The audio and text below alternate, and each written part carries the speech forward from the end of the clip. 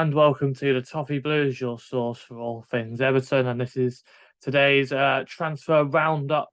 I was also discussing any transfer rumours that have gone concerning Everton.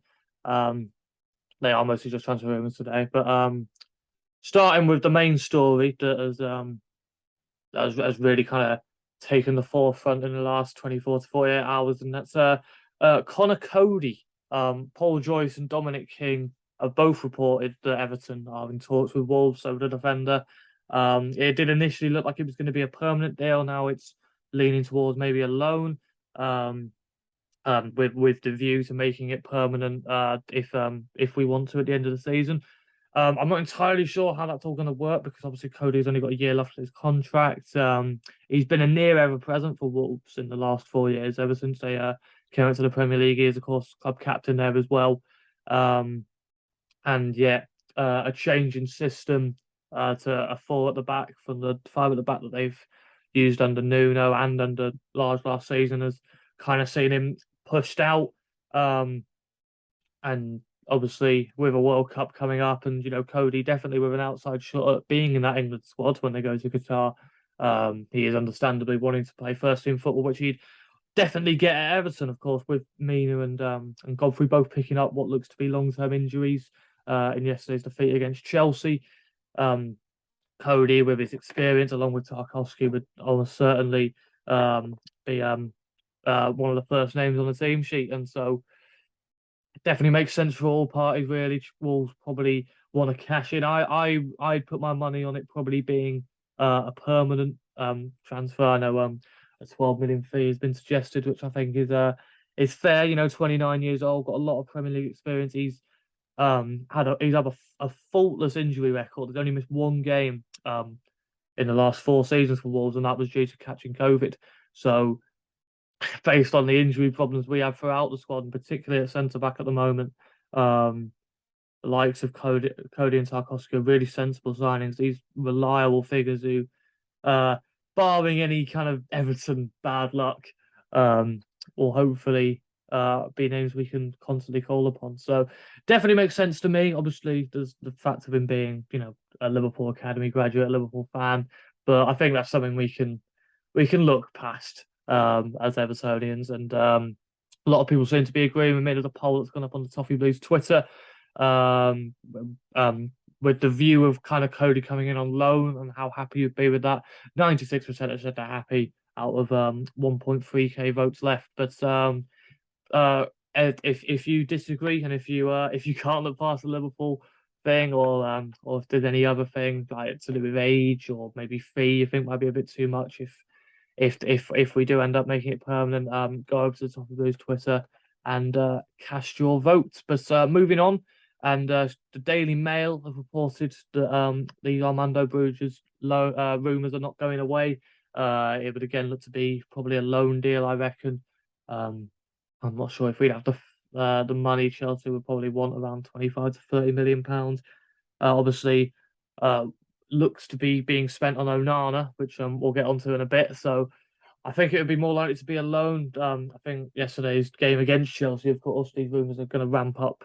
I think now that we've played Chelsea and we've got that game out of the way, I think they'll be much more willing to do deals with us. But yeah, in that game against Chelsea, he of course came on for like the last 10 minutes or so. Didn't have much of an impact, but obviously Chelsea were mostly defending throughout his time on the pitch. But of course, that yesterday really showed just how much we missed a focal point up front, the likes of Calvert-Lewin and even Rondon, who was of course suspended. Calvert-Lewin obviously injured, of course, so definitely needs some reinforcements up front, and I think Broja would definitely be a good option for that. So yeah, that would look to be on loan according to the Daily Mail, and I think that's probably what I suggest as well. Will be likely, so we'll definitely see how that one progresses. But if it isn't to be Broja, we are also apparently interested in Austrian centre forward. I'm definitely going to butcher this name, but I'm going to go for Sasa Kalajic from Stuttgart, Austrian, 25, 6'7". So I mean, you talk vocal points. I mean, Pickford could be catching him out with long balls all day. But Chelsea and United also appear to be interested. Of course, they're both kind of looking for that focal point. Chelsea in particular, again, didn't have a striker when they played us yesterday. Lukaku has, of course, gone back out on loan to Inter, and so they are definitely after a centre forward as well. So based on that, I think if there really is concrete interest on both those sides, I think it's unlikely we'll be able to get in. But will probably cost around £15 million. He only played 15 times last season for Stuttgart. I'm not sure if that's injury problems or what, but he scored 6 goals in 15, which isn't a terrible rate. So I'm not entirely sure how I feel about this one. I'm not sure how much truth there is in it as well. We seem to be leaning towards Premier League based players. I think Broja with the Chelsea links would definitely have more of a concrete interest in. So I'm not entirely sure. I'd take that one with a bit of a pinch of salt. And similarly with reports from L'Equipe that suggest we're after Rennes forward, another ridiculously difficult name, Serhu Guirassy, I think. Possibly, probably not. But yeah, similar, 26 years old, around £15 million as well. Rennes appear to be happy to let him go.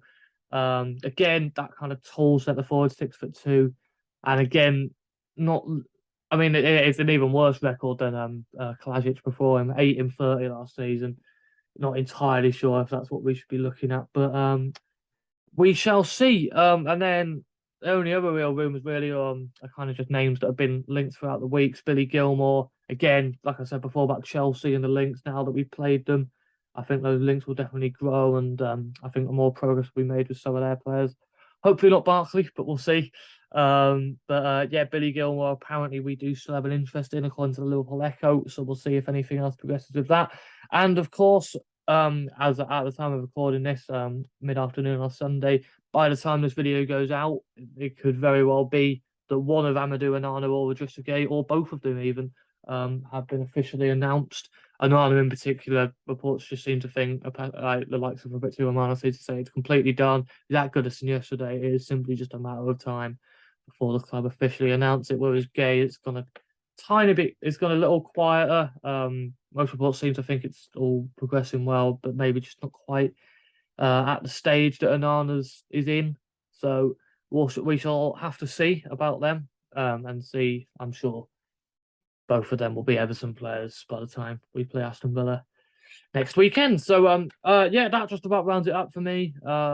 Please leave a like if you enjoyed. Leave a comment giving your thoughts on particularly on CONOR COADY, who is of course the main headline today. What do you think? Can you look past the Liverpool rumours? Do you think it's a bit too much to be paying for a 29-year-old? Leave your thoughts. And subscribe to the Toffee channel for more Everton content. And we shall see you in the next one. Cheers.